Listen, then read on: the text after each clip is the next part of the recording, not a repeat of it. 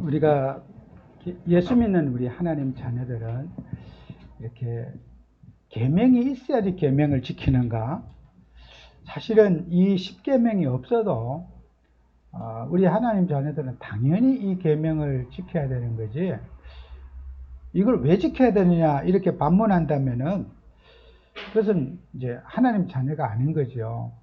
그래서 우리가 이 10계명을 우리가 하나님이 주신 계명은 뭐 의심의 여지 없이 우리 인간에게 축복이고, 또 이 인간이 또 이런 하나님의 법 아래서 인간이 보호를 받고, 또 인간의 이런 여러 가지 어려움 속에서 인간 스스로를 사랑받고, 또 이렇게 약한 자나 또 강한 자나 같이 더불어 함께 살 수 있도록 이렇게 하나님이 우리에게 계명을 주신 거잖아요.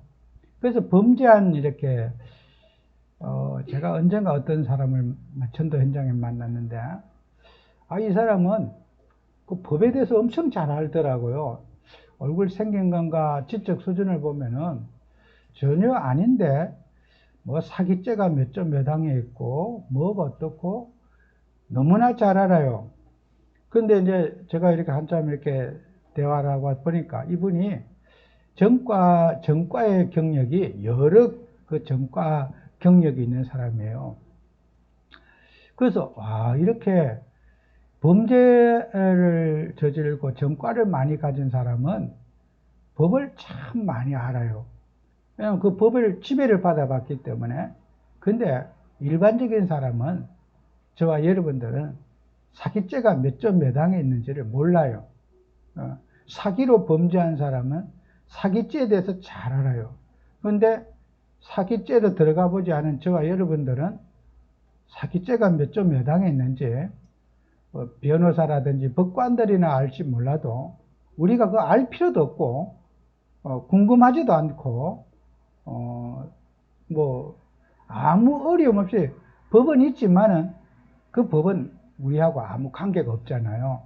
마찬가지로 하나님 믿고 성령님도 받아가는 사람은 이 10계명이 있지만은 아무 필요가 없어요. 이건 당연한 것이고, 뭐 서로 하나님을 나 외에 다른 신을 섬기지 말라, 또 우상을 만들지 말라, 이게 당연한 거지 왜 하고 질문할 필요가 없는 게 이 10계명이에요. 그죠? 저와 여러분들은 하나님의 이름을 망령되이 부르지 말라, 당연한 거지. 뭐 하나님을 막 욕하거나 저주하거나 여러분 가지고 그럴 이유도 없고 그럴 필요도 없잖아요. 그죠?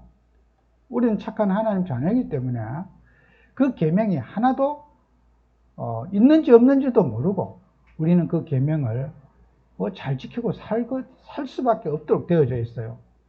그래서 또 그 다음에죠, 1계명, 2계명, 또 우리 3계명, 이제 또 4계명은 뭐예요? 안식일을 지키라. 그래서 이 안식일은 또 뭐 하는 겁니까? 안식일은 예배하는 거예요. 예배. 우리가 쉰다는 그 개념은요, 성도들의 쉰다는 개념은 이 시간에 예배 드리는 시간이 쉬는 거예요. 집에서 노동하지 않고 문 닫아놓고 집에서 그냥 잠자고 그냥 이렇게 노는 걸 그걸 쉰다고 그러지 않고, 성경에서 안식이라는 개념은 예배하는 거, 기도하는 거, 말씀 보는 거, 이걸 쉰다고 하는 거예요. 안식한다.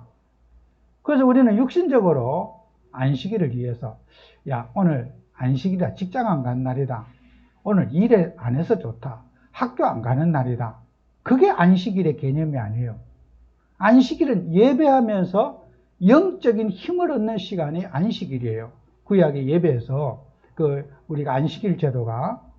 그래서 우리는 예배하는 것이 쉬는 것이고, 예배하는 것이 우리에게 위로를 받는 거잖아요.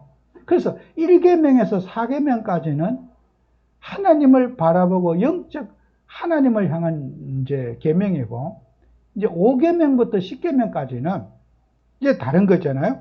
부모를 공경하라. 당연한 거죠. 그죠? 내 어머니 아버지를 사랑하고 존중하고 공경하는 것은 당연한 거죠. 여러분이 자녀들이 내 어머니를 누가 욕하고 있고 내 아버지를 누가 욕하고 있는데 자식이 기분이 좋다. 그건 자식 아니에요. 그죠? 내 엄마 아버지를 누가 욕하고 있는데 그 욕하는 사람이 막 그 듣고도 기분이 좋거나 신난다든지 그러면은 그거는 자식이 아니에요. 그죠? 당연히 내 부모, 엄마, 아버지를 누가 욕하면은 자식은 화가 나고 막 그거 욕하는 사람이 밉고 그래야 그 정상이잖아요. 그죠? 그럼 내 부모를 사랑하라. 이게 어디 가르칠 일입니까? 당연한 거잖아요. 그죠? 부모 사랑하는 것이 이게 이상한 겁니까? 이거는 그냥 상식이죠. 그죠? 이거 우리 계명이 어려운 게 하나도 없어요. 그죠? 아, 이 계명 지키기가 그렇게 어렵습니까? 자식이면은 하나도 안 어려워요. 남의 자식이 남의 부모 사랑하는 게 어렵지. 내 엄마 아버지 사랑하는데 뭐가 어렵습니까? 사랑 안 하는 게 어렵죠. 그죠? 이 계명은 외울 일이 아니에요. 당연한 거고 우리 성도에게는 당연한 거예요. 살인하지 말라? 그거 뭐 가르쳐야 됩니까? 못된 살인을 왜 해야 됩니까? 안 하면 안 되는 이유 가르칠 필요가 없어요. 당연히 사람을 살인하는 거, 또 그 다음에 간음하는 거, 남의 막 힘 있다고 해서 남의 약한 여자들 막 성적으로 유린하고 성폭행하고 그런 짐승 수준으로 살아가는 그런 막 인도 같은 나라 완전히 막 그 뉴스에 이렇게 보면요 기가 막혀요. 막 버스 안에서도 막 사람 막 16명이 한 여자를 성폭해서 죽이기도 하고 막 그런데 그 사람들요 교도소 한 명도 간 사람이 없대요. 그렇게 죽여도요. 그 무슨 그런 더러운 법이 있는지 이해가 안 가요. 그 어떻게 그런 나라가 있을 수 있어요. 그죠? 그렇게 사람을 죽여도 그 국가에서는 그 법이 금지되어 있는데 그들이 그 관습법으로는 그게 죄가 아닌가 봐요. 근데 뭐가 문제? 여자가 행실을 잘못해서 성범죄 당했다. 여자 책임으로 돌리는 거예요. 행동을 똑바로 했으면은 여자가 그 남자들한테 안 당할 텐데 여자 책임으로 돌리는 거예요. 여자가 피해자인데 여자가 가해자로 되기 때문에 감옥에 안 가요. 세상에 그렇게 불합리한 법이 어디 있어요? 그런 힌두교 우상숭배하고 마귀 자녀들이 가지고 있는 법 보세요. 기가 막히죠. 그죠? 우리 자유민주주의 국가에서 보면은 우리 기독교를 믿는 사람 보면요. 그건 말도 안 되는 법이에요. 그거는.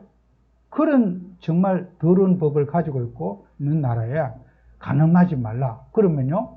인도 사람이 그럴 거예요. 그 내 마음인데 뭐 때문에 그래야 될 이유가 뭐냐고 물을 거예요. 그죠? 내가 이렇게 하고 싶었는데 뭐 때문에 나를 간섭하느냐고. 국가가 나를 왜 간섭하느냐고. 내 자유인데 할 말 없죠. 그죠? 내 자유인데 뭐가 내가 잘못됐느냐고 따지면 뭐라 그러겠어요. 우리는요. 우리 기독교 하나님 믿는 국가는 그런 인권을 유린하거나 인권을 탄압하거나 이런 것은 당연히 안 하는 것이 이유가 없는 거예요. 그죠? 도둑질하지 말라. 남의 물건을 탐내지 말라. 뭐 내가 힘 있으면 남의 물건 뺏어오면 되죠. 그게 하나님 믿지 않는 저 모슬렘권들의 사람이에요. 제가 이 아프리카에 가서 직접 그런 현장도 보고 듣고 보면서요. 이 장가 가려고 하면요. 이 탄자니아 이런 나라는요. 남자가 여자를 어떤 돈이라든지 재물을 주고 사와야 돼요. 근데 여자는 또 딸들은 이제 부모님이 재산으로 키우는 거예요. 우리가 개, 소 키워가지고 새끼 놓으면 팔잖아 시장에. 여자를 파는 거예요. 내가 20년 동안 여자를 키웠는데 밥 주고 돈 받아야 되지 않느냐는 거야. 공짜로 어떻게 주느냐는 거야. 남자가 사랑해서 결혼할 수 없어요. 사랑 그건 안 돼. 여자를 20년 동안 키운 값을 줘야 돼요. 그래서 소 20마리 갖고 와라. 소 20마리를 어떻게 갖고 와요? 그 가난한 나라 사람들이 방법은 딱 한 가지. 장가를 가려면요. 옆 동네 가서 소를 훔쳐와야 돼요. 장가 가려면은. 그래서 옆 동네 사람이 소를 뺏기려 그럽니까? 그 소가 한 마리가 얼마나 소중한데요. 그 소음치게서 죽여. 온 동네 사람은 다 죽이는 거예요. 장가가기 위해서. 싹쓸이 다 하는 거예요. 그리고 이제 그 여자 집에다가 속값을 주고 나면요. 그 다음에 어떻게 돼요?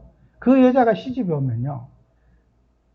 남자가 여자를 죽여도 이제 그 여자의 그 부모님 댁에서는 말할 수 없대요.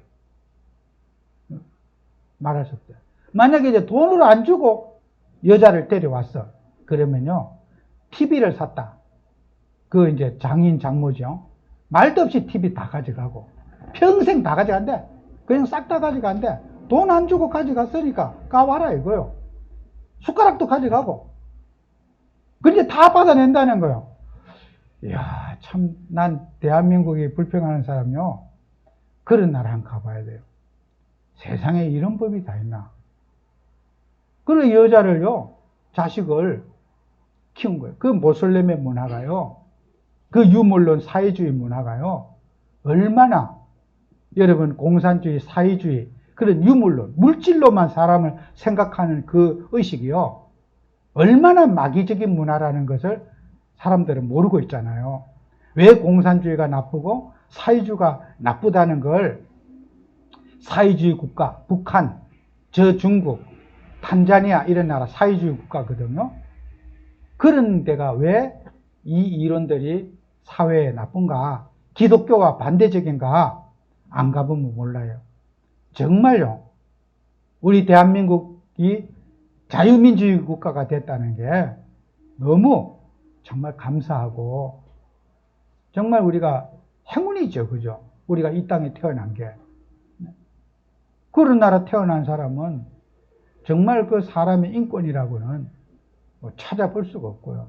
그래서 저는 우리가 하나님이 주신 이 계명, 그래서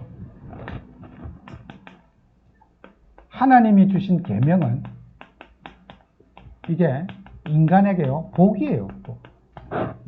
복이라는 거. 우리가 이제 제가 십계명을 설명했잖아요. 십계명이 인간에게 복이라니까요. 계명 없이 살아가면 좋을 것 같은데 계명 없으면 인간에게 고통이 와요. 뭐 짐승 수준으로 막 짐승 세계들은요, 동물들은 호랑이가 100명 있으면요, 100마리 호랑이 있으면은 수컷 한 마리만 장가가고 나머지 50마리의 수컷은 장가 못 가고 죽어요. 그 강한 수컷한테 다 물려 죽든지 도망가든지 그래요. 짐승의 세계는. 그러면 저 같은 사람 장가도 못 갔겠네요. 그 옆에 막 와서 몽둥이를 두들겨 패고 뭐 너는 약한 놈, 막 덩치 크고 이런 놈들이 와서 다 두들겨 패고 지 혼자 다 가지겠다 그러면은 아마 저는 짐승 세계로 살면은 이제 장가 못 가고 어디 잘못하다 맞아 죽었을 수도 있어 제가. 혹시 장가 가려고 마음 먹었다가 하면은 막 그냥 그날로 이제 죽는 날이 될 수가 있어요. 그죠? 그러니까 인간이요, 계명은 모든 사람을 같이 함께 살 수 있도록 주신 게 계명이에요. 계명이 복이잖아요. 그죠? 약자도 살 수가 있고 강자도 살 수 있고 더불어 함께 할 수 있는 하나님이 주신 계명이 복이잖아요. 그게 하나도 우리가 이상한 게 없잖아요. 그래서 우리는 제가 조금 전에 그 출애굽기 20장에 출애굽기 20장 1절에서 17절에 있는 십계명에 대해서 이제 제가 여러분에게 잠깐 설명을 해드렸어요. 그래서 1계명부터 4계명까지는 이 계명까지는 하나님께 향한 이 계명이죠. 그죠? 하나님을 어떻게 우리가 잘 섬길 것인가 하는 그런 계명이고, 5계명부터 10계명까지는 인간과의 관계 속에서 어떻게 서로 존중하고 사회성을 가지고 잘 지켜나갈 것인가? 요런 이제 이렇게 나누자 보면은 요런 두 가지로 우리가 나눠지게 되는 거예요. 그래서 우리가 우리가 예수님을 믿는 하나님께 하나님의 속성이 뭔가? 이게 속성. 하나님의 속성이라는 말은 맛이라고 표현해도 돼요. 하나님은 어떤 맛을 가지고 어떤 성질을 가지고 계시는 분인가, 이 하나님의 우리가 속성을 이해해야 되거든요. 그래서 하나님의 속성 중에 제일 많은 속성이 있지만, 하나님은 오묘하신 많은 속성이 있겠지만, 하나님의 제일 속성 중에 하나가 하나님은 거룩하신 분이다. 하나님은 거룩하신 분이다. 거룩이란 것도 뭐냐? 가장 고상하고 숭고한 분이다. 아주 세상에서는 가장 고상하고 가장 그냥 정말 티가 없이 맑고 사랑할 만하고 흠모하고 결점이 없는 그런 분이 거룩한 분이다, 그런 뜻이에요. 그래서 우리가 성경에는 요한 1서 2장 20절에 그 말이 있죠. 2장 20절에 하나님께서는 너희는 거룩한 자에게서 기름 부음을 받고 모든 것을 아느니라 그랬어요. 하나님은 거룩하신 분이다. 그래서 하나님의 여러분 속에 있는 성령이 거룩한 분이에요. 아주 정말 신비할 정도로 존경스럽고 소중한 분이 하나님이라는 거예요. 그 성령이 여러분 속에 있는 하나님이. 그 다음에 하나님은 공의로우신 분이다. 공의로우신 분이다. 이사야 5장 16절에 보면은 이사야 5장 16절에 하나님이 우리를 사랑하시는 사랑을 우리가 알고 믿었노니, 이사야 5장 16절에 오직 만군의 여호와는 정의로우심으로 높임을 받으시며 거룩하신 하나님은 공의로우심으로 거룩하다 이름을 받으라. 이제 공의. 공적인 모든 사람에게 이렇게 균등하게 대해주시는 분이라는 거예요. 사람들은 안 그렇잖아요. 그죠? 막 배우신 분, 또 가지신 사람, 또 없는 사람, 배우지 못한 사람에게 차등으로 대우를 해주셔요. 그죠? 예수님이 오셔가지고도 바리새인 서기관들이 제일 예수님께 태클 건 내용들이 뭐냐? 왜 저렇게 예수님은 죄인 집에 가시고 우리가 사회적으로 지탄받는 그 세리집에 들어가고 또 이렇게 고아와 가부 사회적으로 멸시받는 집에 유대인인 예수님이 거기 가느냐? 바리새인서 좀 격을 갖추고 사람이 우리가 그런 유대인이면 유대인답게 좀 격을 갖추고 살아야 되는데 우리가 갖춘 예수님은 격이 없다는 거예요. 그러니까 바리새인과 서기관들이 예수님의 행위에 대해 태클을 거는 거예요. 예수님 잘못됐다 그래요. 예수 잘못됐다는 거예요. 왜 그런 집에 가느냐는 거예요. 수준 없고 별 볼 일 없고 이런 집에 왜 가느냐고 예수님한테 태클을 거는 거예요. 그죠? 그게 공의로우신 하나님은 몰라 그래요. 사람은 눈에 보이는 것 때문에 가치를 딱 정해가지고 저런 집에 좋은 집에 가야 된다. 저런 집은 좀 안 좋은 집이다. 이러지만은 우리 예수님은 인간을 그런 육신적인 가치로 물질의 가치로 인간을 평가하지 않으시고 영적 가치로 인간을 대하신다는 거예요. 공의로우신 하나님입니다. 이게 우리 하나님의 속성이라는 거예요. 공의로우신 하나님입니다. 가난한 자에도 인권이 존중하고 학력이 완전히 절벽인 사람도 존중해야 되고 제가 시골에 잠깐 갔는데요. 그 옆집에 우리 이제 아이가 아니죠. 저하고 초등학교 때 갔는데 그 아이가 이제 공부에는 관심이 없지만 걔가 이렇게 어릴 때 보면요. 굉장히 성실하고 머리가 잘 돌아가요. 놀 때도 머리를 쫙 아이디어를 쓰면요.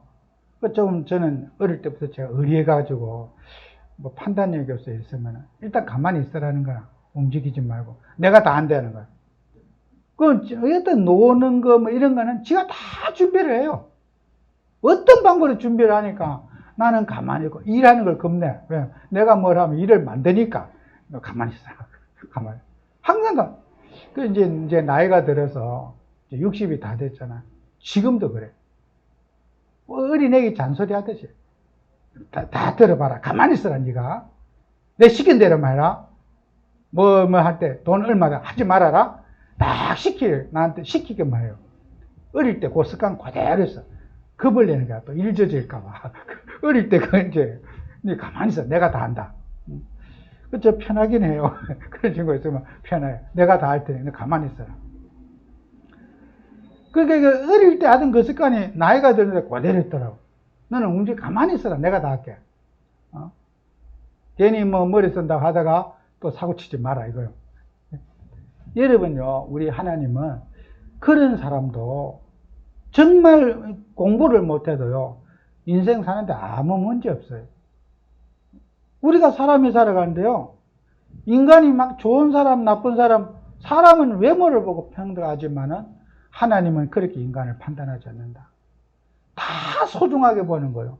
장애인도, 또 어떤 빈부귀천 남녀노소를 막론하고 하나님은 공평하게 대하시는 분이다. 그죠? 그게 우리 속에 있는 성령이 하나님의 속성이 그렇다는 거예요. 그럼 우리도 하나님의 속성을 가진 성령을 마음속에 모신 하나님의 자녀는 이 속성대로 살아가는 게 당연한 거죠. 그죠?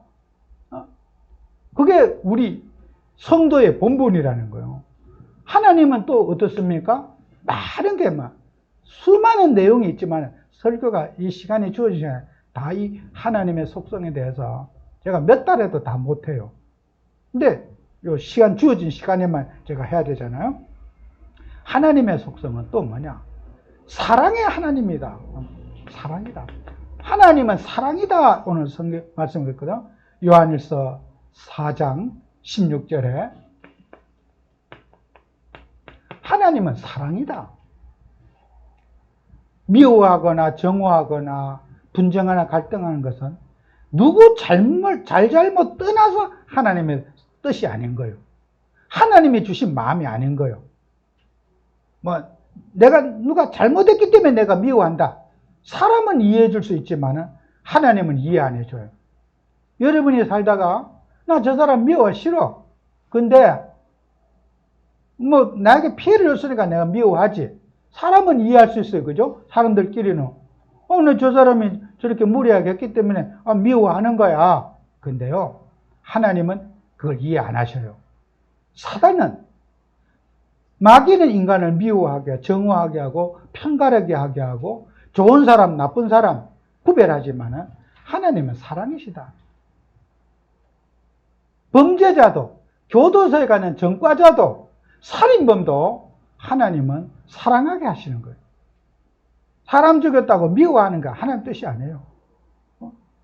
그 사람이 영적인 문제 속에 사람이 살인을 했어. 그래서 우리는 복음 가진 사람은요, 교도소에도요, 전도하러 가요. 교도소에 들어가면요, 찬송하고 예배드리고 교도소에서 예수 믿고 회개한 사람이 얼마나 많은 줄 아십니까? 교도소에서 예수 믿고 회개한 사람이요, 어마어마하게 많아요. 그 교도소의 교도관이 사람을 변화시키는 게 아니에요. 감옥에 들어갔다 해서 변화되는 거 아니에요. 거기에 많은 전도자들이 들어가가지고 예배드리고 기도해주고 성경 갖다주고 읽게 하고, 어떤 사람은 교도소에 가서 막 성경을 매독하고 나오게 하고요. 할 일이 없으니까 그 안에서. 그죠? 우리가 하나님 믿는 사람은 범죄자도요, 사랑하는 거예요. 그죠? 정오하는 게 아니에요. 하나님의 속성이 사랑이기 때문이잖아요. 그죠? 예수 믿고 성령 충만 받아봐요. 모든 사람이 귀하고 소중해요. 은혜 못 받으면 항상 째려보게 되고 판단하게 되고. 여러분이 은혜 받아봐요.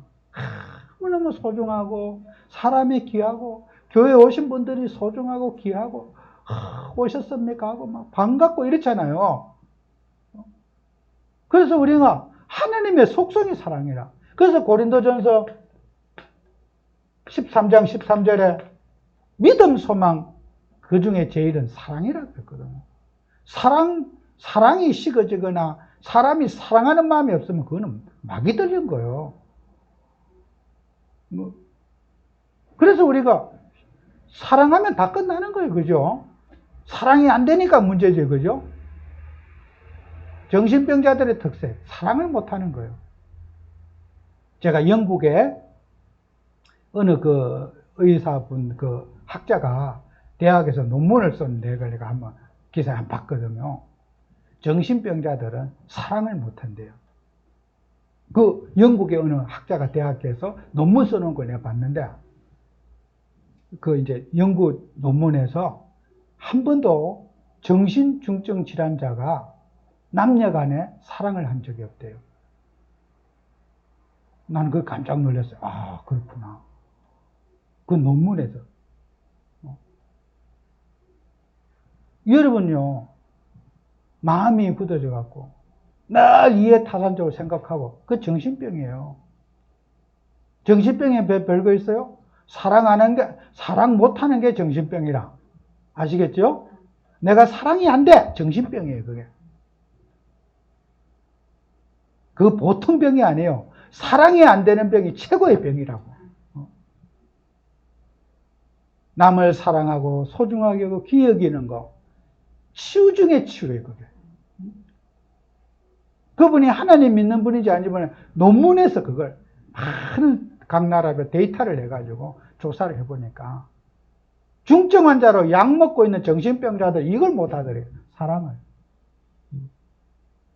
그게 정신병자들의 공통점. 사람 미워하고 섭섭하고 맨날 네가 나를 어떻게 했지? 그게 정신병인 거예요. 여러분, 정신병이 멀리 있는 거 아니에요? 여러분에게도 순간 정신질환이 올 수가 있어요. 아시겠죠? 이게 남의 말이 아닙니다. 나는 나도 그럴 수가 있겠네? 내가 병원에 안 갔을 뿐인데, 나도, 이게 정신병 들키지 않았다 뿐이지, 들켰으면은 우리 애들이 나 병원에 넣을 수도 있겠네? 이런 마음이 드는 거예요. 여러분요, 우리가 왜 하나님을 사랑이시느냐? 사랑은 모든 것을 치유하는 게 사랑이에요. 조건적 사랑이 아니라 무조건 사랑. 이유 없이 사랑하고, 이유 없이 이뻐하고, 이유 없이 귀하게 여기는 사랑의 축복을 받는 게 성령 충만한 거예요. 아시겠죠? 이게 복음이에요. 하나님의 속성 수만 가지가 있지만은, 제가 이게 짧은 요 예배 시간에 3가지만 잠깐 다뤄봤어요. 많은 게 있어요. 여러분이 하나님 믿으면서, 그래서 우리는 사랑을 오늘 성경 말씀했잖아. 실천해야 된다. 그게 내용이잖아요. 그죠? 오늘 성경 말씀에도 말로만 사랑하지 말고, 말로만 사랑하지 말고 행동으로 사랑을 보여줘라. 사랑하려면 어떻게 돼요? 내가 가서 집에 청소도 하고, 그래서 야, 청소해! 이게 아니라 내가 가서 청소하는 게 그게 사랑의 행동으로 옮기는 거잖아요. 말로만 야 청소해, 그게 사랑이 아니잖아요. 내가 청소하는 게 사랑이잖아요. 그죠? 그게 사랑을 실천해라. 말로 하지 말고. 그래서 여러분이 어떤 문제 잘못하잖아요. 그러면 이렇게 말로만 미안해 가지고, 하여튼 우리 어른들 같으면 밥이라도 함께 사면서 미안해 이래야 돼. 말로만 죄송해요. 그게 어떻게 보면 사과가 안 되는 거야. 밥 한 끼라도 사면서 아이고 죄송합니다 이러면요, 그게 이제 행동으로 사과를 해야 되지. 말로만 미안해, 그거 어떻게 보면 화가 난다니까. 그럼 말로 다 떼어버려. 아, 미안해. 차라리 말 안 하면 또 화가 들라는데 미안하다, 그게 아니거든. 그래서 우리 기독교 이런 국가들, 민주주의 국가들은요, 어떤 실수를 하고 잘못을 하잖아요. 어떤 행동으로 법적으로 대가를 지불해 주는 거예요. 어떤 여러분들이 이제 사회 나가서요, 어떤 이런 업무하다가, 캐시를 이렇게 업무하다가 내가 실수를 했어요. 그럼 위약금을 줘야 돼요. 그게 사과의 표현이야. 그냥 말로 우리 미안해요, 죄송해요, 내가 실수했어요, 넘어가자, 이건 안 되는 거예요. 그건 사과가 아닌 거예요. 그래서 이제 저도 이렇게 뭐 어디 운동하러 가서 어떤 그 직원들이 이렇게 이제 뭐 실수를 진짜 어쩌다가 할 수가 있어요. 안 하는데 정말 1년에 한두 건 할 수가 있어요. 한 건 정도. 많은 사람 하다 보면 착오가 일어날 수 있어요. 그런데 그 사람들이 직원이 와서 아 미안합니다 이러면 돼요. 그럼 반드시 그 지배인과 사장이 와가지고 일단 사과는 기본적으로 하고 내가 이 운동시설에 뭐 1년 회원권을 드리겠다는든지 아니면은 그 액수의 10배를 보상해 준다든지 그걸 해주고 사과하는 거예요. 그게 법이에요, 그게. 그냥 말로만 미안해요, 끝내자, 이거 아니라니까요. 우리가 사랑하고 이런 것들이 몸으로 실천하는 사랑을 하자. 그게 우리 자유민주주의 국가에 있는 모습이에요. 말로만 사랑하는 건 그건 사랑 아니에요. 몸으로 사랑하고 행동으로 사랑하는 게 그게 온전한 사랑이거든요. 그게 어디냐? 성경에 오늘 본문에 기록되어 있잖아요. 그죠? 이건 제 말이 아니라. 그래서 우리 자유민주주의 기독교의 법을 이렇게 참고하는 나라는 이런 그런 의식을 사회가 가지고 있어요. 위약금 제도가 있어요. 변상하는 제도. 무슨 계약을 하고도 뭐 자기가 해약을 했을 때는 위약금을 줘야 돼요. 그런 제도가. 말로만 어떤 미안해 내가 그때 실수로 계약했어. 계약 없었던 걸로 해 찢어버려. 그러면은 되겠냐고요. 그죠? 내가 실수로 계약을 했지만은 거기에 대한 벌금을 내고 계약을 취소하는 거잖아요. 그죠? 그러니까 우리가 이 사회라는 게 성경 오늘 이 말씀을 이렇게 보면요.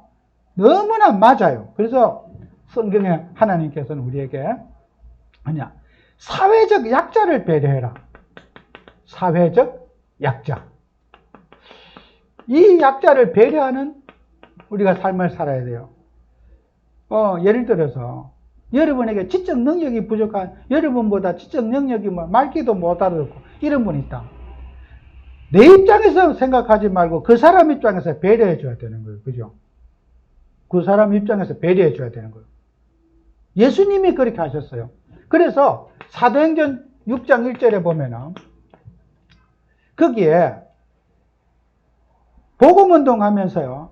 헬라파 유대인과 그 매일 구제에 빠짐으로 히브리파 사람들과 싸웠다 그랬어요. 이 사람은 뭐냐? 헬라파 유대인들은요. 헬라어를 쓰는 사람이고 유대인들은 아람어를 쓰는 사람들이에요. 근데 헬라어를 쓰는 어려운 사람들은 약자예요. 더 약자예요. 소수민족이라. 우리나라에 외국인이 와서 한국에 오래 살아서 이제 그 나라 말을 쓰는 사람들이란 말이에요. 근데 헬라어를 쓰는 이 헬라파 유대인들을 또 가난하고 밥도 못 먹고 사는 사람도 있고 아람어를 쓰는 유대인들은 훨씬 숫자가 많아. 근데 전부 다 내 가족, 내 친척, 내 주변에 있는 사람을 먼저 도와줄 돈은 한정적이니까 내가 아는 사람보다 먼저 도와줘야 된다. 너희 집만 어려운 게 아니다. 내가 아는 이 사람도 어렵다. 이 사람부터 먼저 도와주자. 그래서 싸움이 벌어진 거예요. 초대교회 복음운동하면서 우리가 어떤 도와줄 돈이 막 많이 있는 게 아니잖아요. 그죠? 우리나라에 지금 뉴스 보니까 재난 지원금을 전 국민에 얼마를 준다. 그런 뉴스가 나오더라고요. 근데요, 그 예산이요, 여러 10조가 들어가요. 어마어마한 돈이 들어가고 후대에게 다 빚이 돼요. 우리 자녀들이 그 이제 빚을 다 갚아야 되잖아요. 나라의 빚을. 쓰면은 좋은 게 아니라 여러분이 앞으로 우리 후손들이 그 빚을 갚아야 되니까 다 후손들 돈 뺏어 먹는 거예요, 그게. 어려워도 우리 기성세대들은 그냥 견딜 수 있는 사는 게 좋은데 돈 빚내기 좋다고 계속 내갖고만 하면은 우리 후대들에게는 전부 빚으로 물려주는 거라니까. 그게. 그러니까 당장에 뭐 인기만 얻으면 되고 뭐 하니까 그게 그 작은 돈이 뭐 그 도움이 되겠어요. 후대에게 그런 정말 짐이 되는 일은 저는 안 하는 게 좋다고 생각해요. 근데 우리가 이런 약자를 배려하는 이런 일은 국가도 해야 되고 개인도 해야 되고 우리 사회도 해야 되는 거예요. 근데 물론 방법도 좀 좋은 방법을 써서 해야 되겠지만 이것은 하나님의 뜻이에요. 사회적 약자, 어려움 당한 사람 위로하고 함께 해주고 이런 우리가 기독교의 사랑을 실천하는 것이 초대교회에서 일어났던 일이라는 걸 여러분이 아셔야 돼요. 그 다음에요. 영적으로 고통받는 사람. 이런 육신적으로 고통받는 사람도 있고 영적인 고통을 받는 사람 많이 있어요.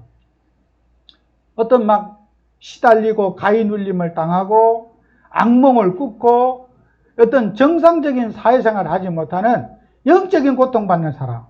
그래서 마태복음 11장 28절에 수고하고 무거운 자들아 다 내게로라.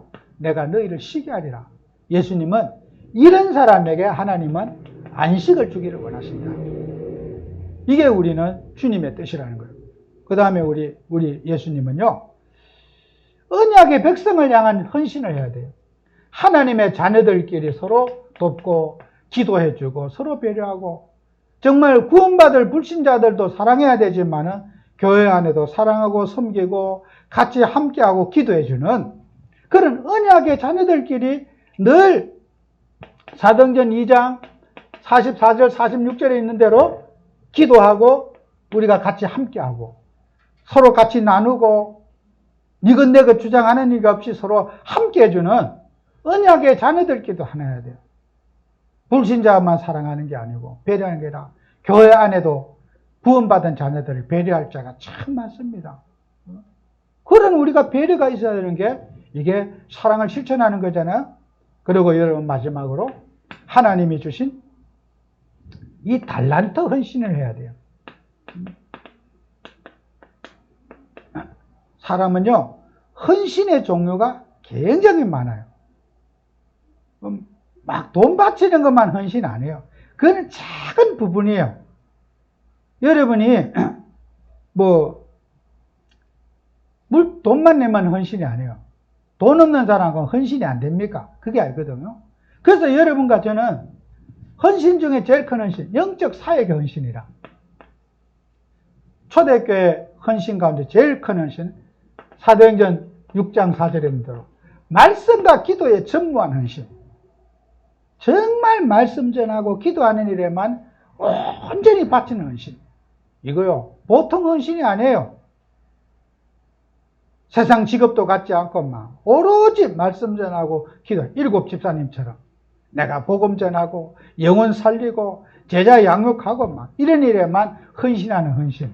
그죠? 그것도 달란트예요. 물질 바친 것보다 기능 바친 것보다 어떤 면은 더 소중한 헌신이 초대교회 7 집사님과 같은 헌신. 그런가 하면은 여러분의 업과 기능 이런 걸 가지고 헌신한 거잖아요. 어떤 사업가가 사업을 많이 해서 경제의 뒷받침이 되고 식주인의 역할을 하고 그런 보호자 역할을 하는 로마서 16장 일꾼처럼 쓰임을 받는 그런 헌신도 우리에게 너무나 소중한 거잖아요. 사도행전 18장 1절에서 4절인 대로 브리스길라 아굴라 부부와 같이 정말 바울같이 업을 같이 함께 하면서 그 브리스길라 아굴라 부부의 사업의 인간관계 거기에 모든 발판에 전도의 문을 열어서 바울에게 전도자로서 자꾸 연결을 시켜주는 브리스길라 아굴라 부부 얼마나 소중한 겁니까? 저 같은 목사는요 인간관계가 없어요. 맨날 교회 앉아있고 혼자 있고 이러니까 친구도 없고요 만나는 사람도 없고 이러니까 세상 말로 님을 봐야 뭐가 된다고 그러잖아요. 누구를 만나야 전도가 되지. 그건 저는 누가 나를 만나는 거 소개 안 해주면은 진짜 여러분보다 훨씬 저는 전도하기가 벽이 와요. 제가 누구 만날 수 있는 친구가 없잖아요. 직장이 있어요. 혼자 있는데. 늘 혼자 있는데 다리를 놔주지 않으면요, 그냥 가만히 있을 수밖에 없어요. 바울도 그럴 거예요. 이미 친구 버리고 집 버리고 다 버리고 전도에 오래 나가는데 어디 누구 친구하고 뭐 커피 한 잔 먹은 것도 없고, 그러니까 누구를 만나겠어요? 만나야 전도를 할 거 아니에요. 교회도 뭐 예배 오라고 소개를 해줘야지 가지. 혼자 내가 가겠다고 갈 수 있는 게 아니잖아요. 그러니까 이 브리스길라, 아굴라 부부나 루디아나 이런 사람들이 사업을 하면서 바울을 전부 소개해 주는 거야. 만남을 소개해 주고 연결해 주고 이렇게 하면서 같이 동역자가 되고 업으로 같이 함께해서 전도의 문을 열어가는 거예요. 이게 얼마나 소중한 겁니까? 그죠? 바울만 소중한 게 아니고 루디아도 바울 못지않게 소중하고 브리스길라, 아굴라 부부도 훨씬 소중한 거예요. 그래서 여러분들은 하나님 믿으면서 정말 우리는 각자에게 하나님 주신 달란트가 있다. 기능을 제공하는 달란트. 또 내가 어떤 기술을 제공하는 달란트. 아이디어를 제공하는 헌신. 많이 있어요. 언젠가 제가 같이 운동을 하던 예언교회 장로님인데, 이분은 활자를 만들어요. 이 활자체. 그런데 이 우리 세계복음화에서 뭘 헌신할 건가? 자기는 현금은 없고 뭘 헌신할까? 그래서 우리가 이 방송에 쓰는 활자 있잖아요. 이 활자체를 이렇게 이제 우리가 현행법으로 회사도 뭐 100명 이렇게 회사가 사원이 되면요, 반드시 이 컴퓨터에 치는 그 활자 있잖아요. 사서 해야 된대요. 그냥 공짜로 막 다운받아서 치고 그 문서하면요, 이제 법적으로 다 그게 형사사건이 된대요. 만약에 경기도청에 그냥 그 활자 쓰는 거 공짜로 쓰다는 그 큰 벌금을 문대요. 그런 그런 공무원들이 쓰는 활자 있잖아요. 다 사다가 하는 거예요. 방송국도 사다가 하고, 그 치는 것 있잖아요. 활자. 문서 인출하는 활자. 근데요, 이제 우리 단체는 방송 치니까 그 활자 가격이요, 우리 방송에서 하니까 그 당시에도 3천만 원이래요. 살려고 하면. 그걸 기부를 하는 거예요. 와, 참 그렇다. 그래서 이제, 기부도 참 다양하다. 내가 돈 3천만 원 얻지만은 활자는 해줄 수 있지 않느냐. 합법적으로 그 활자를 쓸 수 있도록, 문서를 작성할 수 있도록. 이 사회가요, 막 어떻게 공짜가 없어요. 뭐든지 그렇게 딱 되어 있는데, 이제 사람들이 법을 모르고 막 쓰는 거죠. 그죠? 그러니까 법으로 따지면은 막 걸리는 게 참 많아요.